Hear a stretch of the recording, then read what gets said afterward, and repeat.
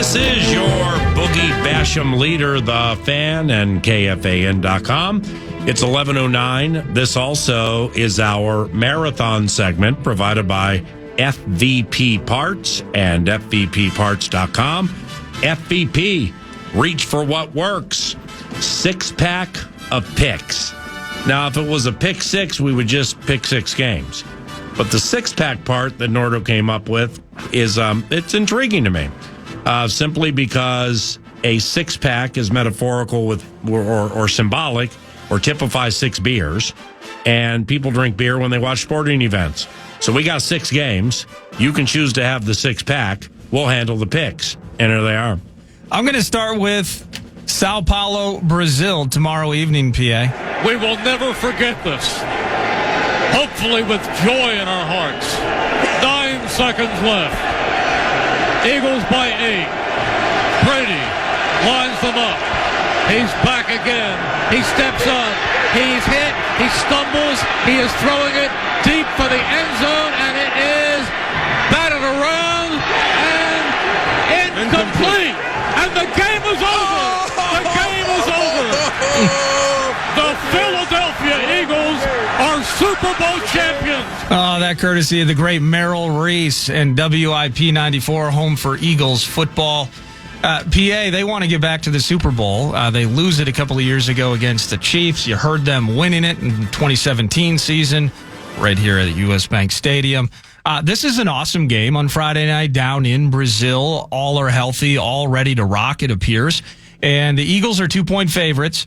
But this is a game where you have 2 teams that are motivated to prove themselves for different reasons. The Packers are trying to prove to you, me, and everybody, their fan base most especially, that this Jordan Love thing is a real deal, that this is the franchise QB of the future, and they're ready to rock. On the other side of things, you have an Eagles team that was 1-5 to finish the regular season, limping their way through a playoff loss and out. I love the Eagles in this spot. A lethal offense. Suffered really by nature of its hideous defense a year ago. Jalen Carter, Matt LaFleur talking about it himself. We played that audio yesterday. He is an absolute freak, and he's a year older. I love their ability next to Jordan Davis to stop the run. They're a top 10 rushing defense from a year ago. That should be just as good, if not better. And, the issue here is everybody, including the Vikings, could throw on them all day. That was the problem with their defense. And when you look at adding in rookie Quinion Mitchell, they still have Darius Slay. C.J. Gardner-Johnson is back in Philly. Cooper DeJean, I expect him to play more of a reserve role until he gets fully healthy and tons of reps and can maybe work his way into a starting spot. But I love what they've done with this defense. And, I mentioned rookies and free agents here.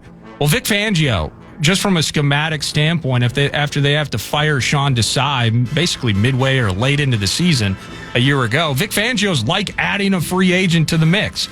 And you let the offense cook. I think, the pride angle of the Eagles, the way they ended the season a year ago, you bring in Kellen Moore from an offensive standpoint. You bring in Saquon Barkley from an offensive standpoint. That combo in the backfield of Hurts and Saquon really intrigues me. And the fact that, albeit that Jason Kelsey did retire, but they were able ultimately moving Cam Jurgens from guard to center. Mekhi Becton, I don't know how long before he ultimately gets injured. Just an injury-plagued career thus far from his time with the Jets, high-end pick. And he plays guard now. Correct, and now he's moving into guard. So can he stay healthy, and can that spot work for him in really the opposite way that the tackle position certainly was not working for him early in his career? I just absolutely love this game tomorrow night. I think LaFleur has his Packers ready. What's the spread? The spread's 2 points, and I have the Who's Eagles favored. The Eagles are favored. Thank you. I have them covering the 2-point spread. It's really sat under 2. I think it opened at 1.5 and has really sat in that area the whole time. Yep. But the Packers are going to be ready. They put 38 on the Bears in the opener last year. I think Jordan Love is going to have to be special and perfect this game. I think Josh Jacobs is going to have a hard time moving the ball on the ground against these guys, and they're not going to give up on that. It's going to be a grinder situation, and Jacobs is poised for that as a workhorse. LaFleur's a better coach. I think Sirianni has a better roster. I like the Eagles -2 tomorrow night. I mean, you just laid out 95% of great things about Green Bay. and then came back to the Eagles roster. Why is it you like Philadelphia outside of the roster? Well, I just spent several minutes talking about their improvements on defense. The way Lieber did not love Jalen Hurts. I love Jalen Hurts. Maybe I misheard it. But on the back end of this, I think LaFleur is a fantastic, awesome coach that has his team ready. But as I laid out, I love the Eagles roster. I love their improvements and decisions, the upgraded coordinator, and they win the game. Okay, I understand that. That's tomorrow night. And but what begins this evening is a game that has been fascinating to me all week, and then now the lid lifter is here between Baltimore and Kansas City. 13 seconds to go in the overtime, 22-19 San Francisco. McKinnon is in at running back, first down and goal to go. Play action fake, right side throw, touchdown! Kansas City! McCall Hardman with the catch on the right side. A 3-yard touchdown pass in overtime. Kansas City wins the game, 25-22.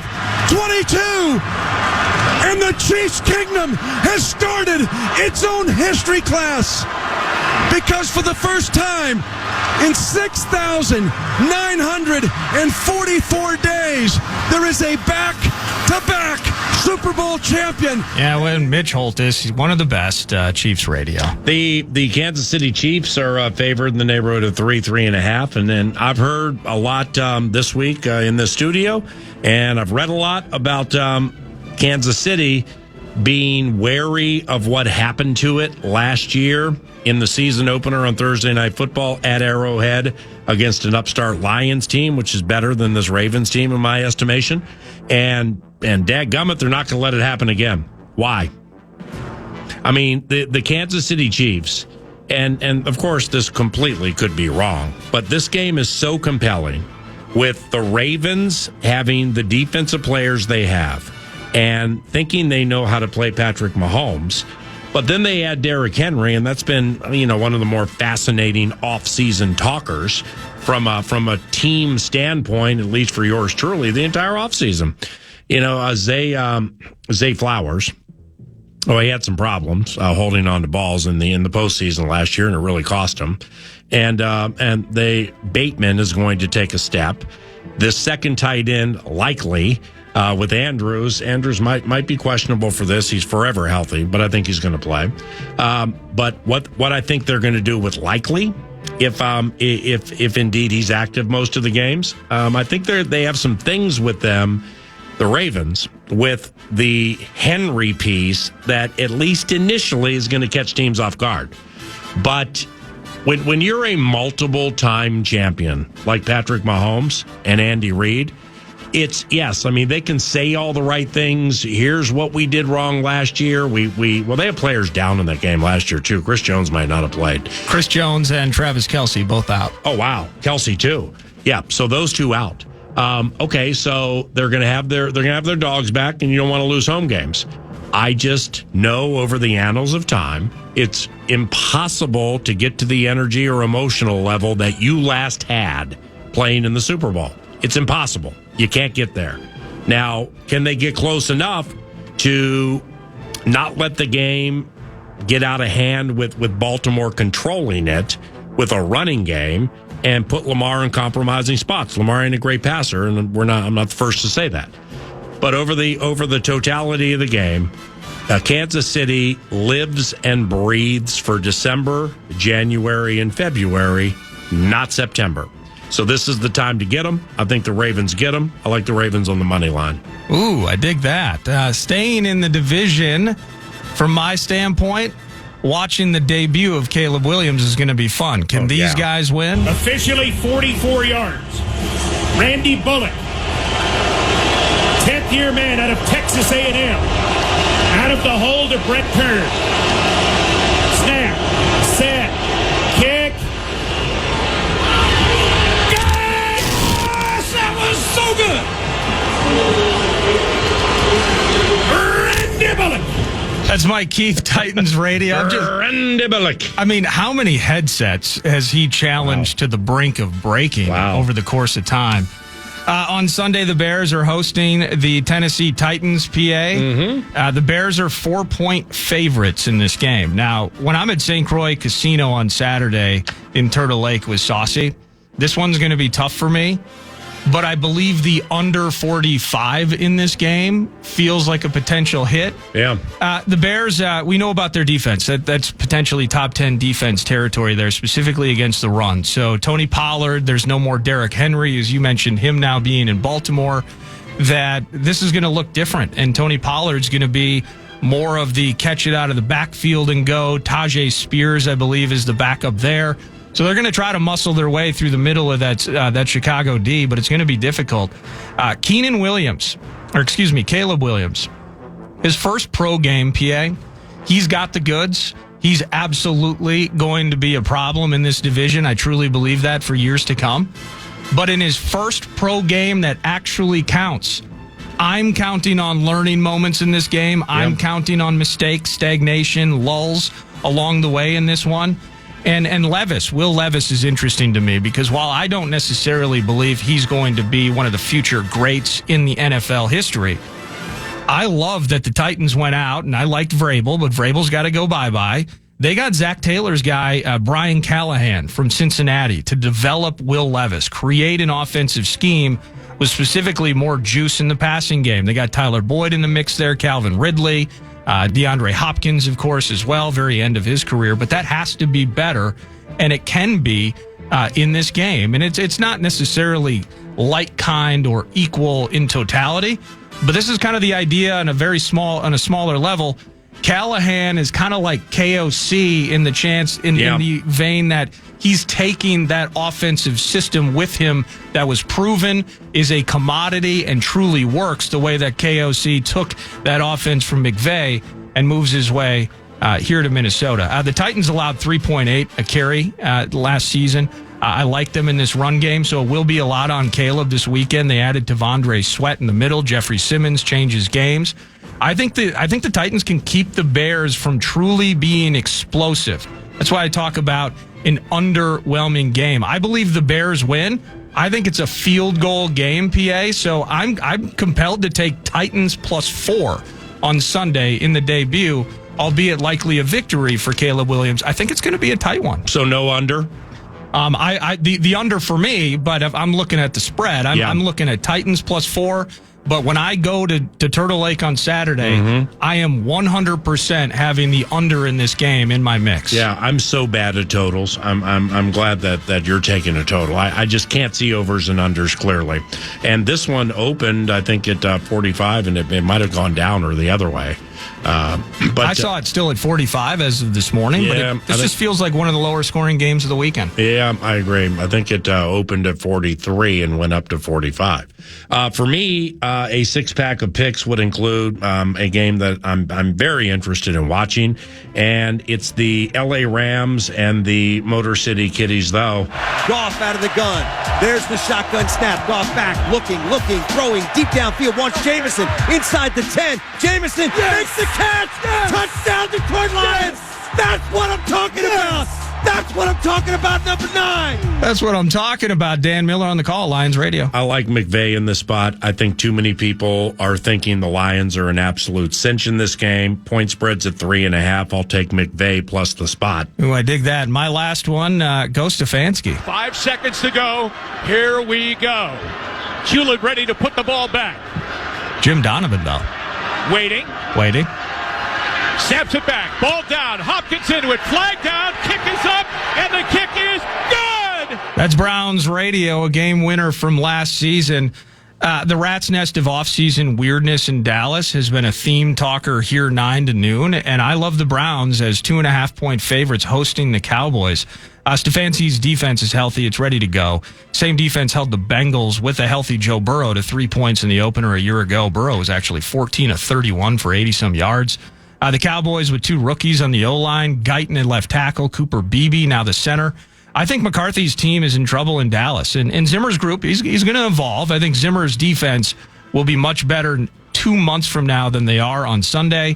And I know I got to rely on Deshaun. They won games with 4 QBs a year ago. They won games and went to the playoffs with Jerome Ford and Pierre Strong. No Nick Chubb after week 2. Stefanski has his dudes ready early in seasons, and the Cowboys' offensive offseason lament will manifest itself in a week 1 L on the shores of Lake Erie. Browns -2.5. And finally, we go to Monday Night Football. McCaffrey runs around Purdy, pressured. Purdy throws. Caught by Brandon Ayuk. Touchdown! San Francisco. Ayuk is on fire! Just in time! Greg Papa, KMBR. I don't have an opinion on this game from a point spread standpoint. Niners are favored by 4. This is the final game of the week, and it marks the return of Aaron Rodgers against an absolute Super Bowl winning favorite. This is fantastic. Like I said with Rich Gannon, then I came back with Nacho on it, is from tonight through Sao Paulo. And we got the Vikings on Sunday, some other six-pack picks and six-pack entertaining games on Sunday. And then it ends with this. Rodgers on the comeback against the Niners, where Ayuk's mispracticed, Trent Williams is mispracticed, and McCaffrey's questionable for the game, but I think he'll play. This is just a superstar, intriguing game. And I always enjoy watching Aaron Rodgers play football. So those would be the 6-pack of picks. And Aaron Rodgers used to play for the Green Bay Packers. 9 to noon is learned. Play-by-play voice for the Green Bay Packers, Wayne Larrivee, is in Brazil and is scheduled to join us around the corner if the connection's good. And we'll be right back with all that on KFAN.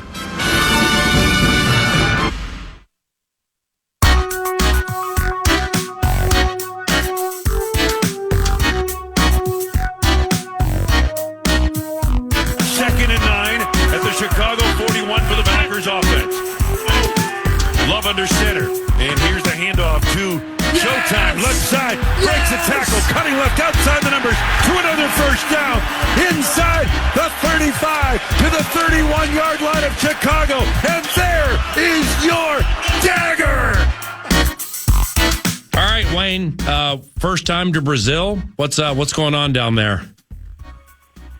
Well, we've got hazy sunshine here because the Amazon is on fire. So we've got that going for us, which is nice. Wow, the Amazon is actually really on fire. Yeah, no, there's wildfires in the area, Oh, geez. Well, close enough that the smoke has kind of made its way over this way. But no, it's good. Everything's good here. It's they're heading toward their summer coming up. What, Wayne, is it 1:31 there in the afternoon? Yeah, it is. It's okay. 1:30. We're Atlantic time here in Brazil. Got it. So, 2 hours ahead of you guys in the Midwest. Is it Wayne Larrivee, the Dagger, a longtime play-by-play voice for the Green Bay Packers, and he's in Brazil for that Packers-Eagles game tomorrow night. Is it your first time to Brazil, first time to South America? Yeah, it is. First time to South America. We had a pretty smooth flight down. It was about a 10-hour flight, and got here in the evening. We left early in the morning in Green Bay, and then got here, I guess, got to the hotel around 8 or 9 o'clock at night. And Sao Paulo is the 4th largest city in the world, and it takes a while to get anywhere here. So, you've got that going. And it was a very smooth transition down here, and they handled it very well, it seemed like. We're at practice right now. Yeah, you've called games in London, of course, right? Yeah, London, Berlin, oh, wow. Munich, and we even did a game, Vikings-Bears preseason game in Gothenburg, Sweden. Okay, well, like specifically with London, I mean, it's hard getting around there, and then the tubes, they if those aren't operating properly, so like getting around a big city is something with which you've dealt. Is Sao Paulo? Is it different? I mean, are they just on top of each other, and is it hot down there? It's warm, but I wouldn't call it hot right now. Now, maybe in their summer, I'm sure it gets very warm down here, but it's nice right now. It's in the 70s, upper 70s or thereabouts, and light breeze blowing through here. As far as getting around the city, I don't know a lot about that because I just got here, and I haven't taken the the trains or the tubes or anything like that. I just know we had an escort for our buses from the airport to our hotel in downtown Sao Paulo. It was about an hour, and that's with a police escort. Jeez. Wayne Larrivee, the Dagger. Have you seen Merrill Reese yet? No, I've been told that Philadelphia is not sending their broadcast team down here. They're going to be doing it remotely. Crazy. So, okay, well, they left this morning. Okay, so they're probably not even there yet. Wow, okay, so Merrill and Mike, they'll call the game just like we all called them in 2020, and I don't think Merrill goes to FedEx Field anymore, with that little tiny booth in the enclosed in the corner of the end zone with the super low angle, and you can't see the sideline on the Washington side of the field. It's an awful booth. It's one of the worst two in the league. But how about Merrill's cachet? Now he might be saving a team a little bit of money here, but no, I'm not going to Brazil. It's too far. And he didn't go. So no Merrill. That's crazy. Yeah, isn't it? I mean, I was expecting to see him here. Personally, congratulate him on the Hall of Fame award. Geez, I'm a little disappointed, but I don't know whose decision that was. I don't know if it was the team, the broadcast entity. I think Merrill would like to be here if he could be here. Oh, wow. Have you seen, so you're at the stadium now? Is Packers practice at the stadium right now? No, we're in a soccer complex. Oh, wow. The local soccer complex here. We haven't been to the stadium, and we're not going to go to the stadium until tomorrow. The Eagles are doing their walkthrough at the stadium today. Mm-hmm. So they're the home team, so that's a little bit of an advantage there for them. But no, everybody's looking forward to the game here tomorrow. It really should be great. Wayne, do you have any intel on the stadium? Like, this isn't a chewed-up soccer field on which Green Bay will play the Eagles tomorrow night, right? No, this is a pristine field that is made of the same turf that is in Lambeau Field and at the Link in Philadelphia. So the field should be fine for the players. It's the same turf they play on a regular basis. Are there? I would imagine you guys certainly have some form of rules for like curfews and stuff like that when you're at the hotel. But are there strict rules on walking the streets, say at night? Like, how safe is the area where you're staying? The area we're staying is pretty nice. It looks like a nice neighborhood, that kind of thing. No, there isn't anything like that in place, PA. But, they kind of advise to be careful. If you're going to go out at night, you're going to be walking the streets, you better have somebody with you. And it would be helpful if you had security with you. I don't think any of our guys are going to be out very much tonight. They've got activities planned and that kind of thing. But the one thing we've been cautioned on is just be careful. Just be smart about it. Yeah. Is South America, is flying into Brazil, is it picturesque? I mean, the Amazon, obviously thick and lush and expansive, but like flying into South America, is it beautiful? It's a beautiful place. Yeah. I mean, this whole area, Brazil is huge. And it was amazing because we kind of crossed into Brazil, and then it was another 2.5, 3 hours before we got to Sao Paulo. So it's a huge country and beautiful country, huge rainforest, as you mentioned. And, unfortunately, there's a wildfire in one of them. But, no, it's a beautiful country. And, it's interesting here because while we're in kind of central Brazil, I guess, on the coast, we've got palm trees here and that kind of thing. So when they go to winter, it's not as cold as what we experience in the upper Midwest. So when we watch and/or listen to the game tomorrow night, and I'll get things synced up with you and the TV like I always do when I have the opportunity, are we going to be hearing the smoke from the wildfires is like impacting, it's like enveloping the stadium or something like that, or is it not that close? Not unless the winds change, because right now it's very tolerable. It's just upper atmosphere. This would be a bright, sunshiny day had it not been for the cover of that smoke, but it's well above. And we don't even, how even with those California wildfires a couple of summers ago, and we could smell them and see the smoke in Minnesota and Wisconsin. Yeah. It's nothing like that, at least not now. Okay. Other than Merrill Reese not going on the trip, what troubles you about the Eagles? They're top-end talent. They are really a team built with star power. When you look at Saquon Barkley, their receivers are outstanding. It's just a well-built football team. Jalen Hurts, apparently, from all I've heard, has had a tremendous preseason, although he didn't play in the games. Everybody says he's just been outstanding in the workouts and that type of thing.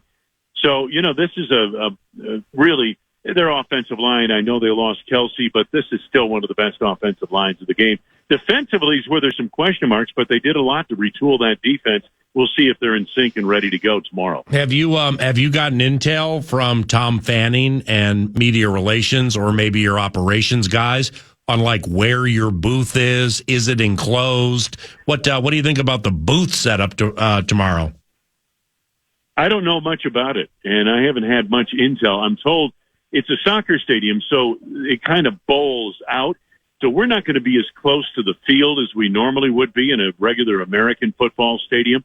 But nonetheless, from what I understand, we're not going to be that high. It's going to be a pretty good location. And somewhere around the 45-yard line is what I was told. Oh, that's great. Jordan Love, what's next for Jordan Love? Let me be the 119th person to ask you that question. He finished full of fire last year, clearly matured professionally, and he got paid. All right, what's next for the quarterback? I think what's next is you find out if he is the guy. You know what I mean? One of those guys. That's what you're looking to find out. I think last year, PA was about figuring out, can this kid play on this level? Well, we know he can. Now it's, is he the guy? And that's something that you can only judge over the course of time. So, can he put it together back to back to back years, that kind of thing? And that's about the only question I have. And lastly here, thanks a lot for the time. With actually second last, it's the penultimate. With Jordan, is he always going to throw off his back foot? I mean, is that just like who he is? You know what, PA? I haven't seen much of that at all at camp. His footwork is tightened up, and no, I think this is a kid who's going to bring something new to the table every year. I think he works at his craft, and money is not going to change him. The success last year is not going to change him. It's one of the reasons why a lot of us around here are confident that he's the next big thing at quarterback in the NFL. So I think his approach, and again, like I said, they felt like at the end of last season, I talked to Tom Clemens about this, the quarterback's coach, they felt like, that was something that he got into a habit of throwing off his back foot, whether he had to or not. It's a nice thing to do when you have to and be able to do it, but you don't have to. If you don't have to do it, don't throw off your back foot. That's just not good form, and you can get into trouble doing that. So I think the fact is, what I've seen, his footwork has been tightened up greatly, and I think he's going to have a great year. I really do. Last one, my brother, Josh Jacobs. How well is he fitting in? Oh, great. Josh Jacobs is one of those character kind of guys. He fit right into the locker room right away. And again, he's got big shoes to fill. You have Aaron Jones now. Showtime is in Minnesota, and as good as he was on the field, he was even better off the field. He's just a wonderful person and human being and a great, great player. But I think, I know Antonio Pierce, the head coach of the Raiders, that was the one loss they had that he really labored over, that he really, struggled with, because the guy is such a good person in the locker room. And that's what we've seen in Green Bay, and now we're going to get a chance to see him on the field starting tomorrow night. Can't thank you enough. Look forward to seeing you in a month and change. And God bless you, Wayne. Safe travels. Tell Larry I say hi. And have fun tomorrow night. I'll be listening. All the best, PA. Take care. See ya. That's the Dagger down in Sao Paulo, Brazil, for the Packers and Philadelphia Eagles. They're just what a wonderful opportunity, and Wayne sounds excited. Unlike somebody who just really had a massive L put on them, and they deserved it, but I wasn't really familiar with this story until a couple of seconds ago, and I'm going to share it with you when 9 to noon continues on KFAN. KFAN. How about this to close before the wrap on the show? Oh, geez. How about this? The Washington Commanders, they fired the vice president of content, okay? They fired an executive vice president of content who was content, all right, 3-2, who was caught on undercover video making disparaging remarks. But it was through a dating app, and Then it was through a dating app. Yeah. Now, the guy's name is Rail and Teen. All right. And this took place yesterday.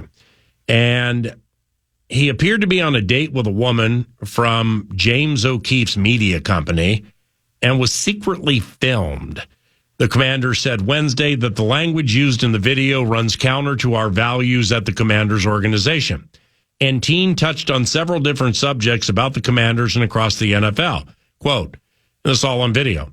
Over 50% of our roster is either white, religious, and God says F the gays. Another big chunk is very low-income African-American that comes from a community that is inherently very homophobic. Yep. Wow. I just heard of this. He goes on to describe some players as dumb as hell and describe some fans as high school educated alcoholics and mouth breathers. Oh, wow.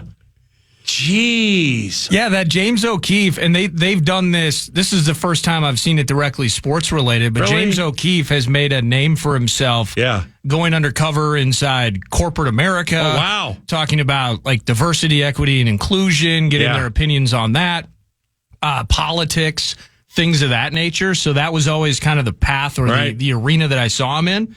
But yeah, I'll call it all. He called football fans high school educated alcoholics. Yeah, I wonder what he did, like what led them to filming him. Yeah. Or was it just hey, I met you on, hey, Erica Nordquist, I met you on a dating app and let's meet at this restaurant. And then now you shouldn't talk like that, period, publicly or privately. But then, I mean, and like, where do you put the camera? Is it like behind the bread? I mean, wow, this is unbelievable. Yeah, it's in their glasses, it's in their purse. But that's always been my question too, because previous times that I've seen this pop, I usually see it on X, that there's this person is someone we know or someone that is known within a certain industry or an environment. Yeah. This guy, I mean, ultimately, he's on this dating app, and I think that's really been their in the past that O'Keefe uses is dating apps. And I mean, you think about like first date, and he's just basically shredding the entire NFL. I'm going to sound like Mr. Big Guy because I got that VP in my title. Correct. So, and that's what you get in a lot of these guys are trying to impress. These guys are saying, dropping names, being, like you said, the big timer, the VP, kind of throwing his weight around. I know what's going on. I got big opinions on the NFL world and all of that. Wow. But why would they pick him? Did somebody send the idea, send the name? Yeah. Were there previous conversations that were, disseminated, and now it's like, oh, we're going to get this guy? But it's just nutty. I saw some of it online last night, and he just absolutely lets loose. Maybe Daniel Snyder was not 100% of the problem, and maybe the ire of Daniel Snyder is coming back in weird ways to embarrass an organization. Very possible. We won't say negative things about you tomorrow at Buffalo Wild Wings Oakdale. We promise. It's the first feast, Buffalo Wild Wings Oakdale tomorrow. PA in charge. But for now, Matt, producer, puts that wrap on the show. A big thanks, as always, to our favorites at Casey's. Go grab yourself one of those elite pizzas today. Food and Fuel rewards. We adore Casey's. Go to one today. It's 9 to noon, and we're smiling ear to ear. It's finally time for the NFL season premiere. Without football, we felt so hollow. We had to call the dagger, chilling down in Sao Paulo. With the host, with him, I'd split a six-pack, because I'd get all six. He'd stick to coffee, straight black. Prize picks lineups are about to be stacked, needing Lamar and King Henry in the rushing attack. Lieber in studio, he's the lock of the week. Doesn't bet on sports, offers a statistical peek. Aaron Jones, 140 in total yards. If that's the case, give the Giants DC my regards. Tomorrow, the feast is in Oakdale. 59 time the charm. It's time to set sail. Cast of characters, including Rondé's brother Tiki. The fodder is frivolous. The takes are always sneaky. Thanks for listening to KFAN. Podcast today's Paul Allen Show, or listen back to previous show and interviews by going to the iHeartRadio app or KFAN.com.